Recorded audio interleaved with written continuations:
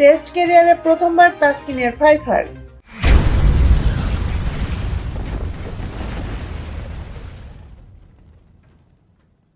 পহেলা April 2014 সাল লাল সবুজের জার্সিতে আন্তর্জাতিক ক্রিকেটে তাসকিন আহমেদের অভিষেক হয়। শুরুটা হয় টি-20 দিয়ে। একই বছরের জুনে ওয়ানডেতে অভিষেকও হয় তাসকিনের। এরপর দেখতে দেখতে কেটে গেছে 10 বছরের বেশি সময়।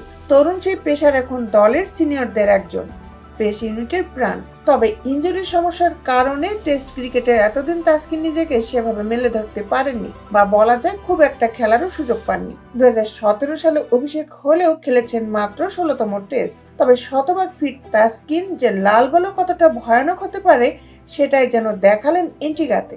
Inswing, short ball, length ball, yorker সব ধরনের ডেলিভারিতে ওয়েস্ট ইন্ডিজ ব্যাটারদের নাজেহাল করে ছেড়েছেন তাসকিন।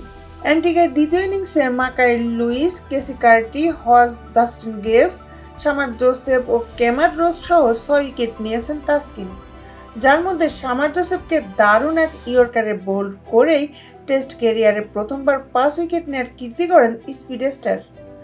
এর আগে টেস্টে তার সেরা বোলিং ফিগার ছিল 37 রানে 4 উইকেট। টেস্ট ক্রিকেটে 5 উইকেট পাওয়া বাংলাদেশের 8ম পেসার তাসকিন, ক্যারিবিয়ানে ফাইফার পাওয়া দ্বিতীয় পেসার, আর 6 উইকেট পাবার হিসেবে বাংলাদেশের 5ম পেসার তাসকিন। বিশ্বের খেলার আপডেট নিউজ পেতে আমাদের সাথেই থাকুন। Justice sports, Dhaka.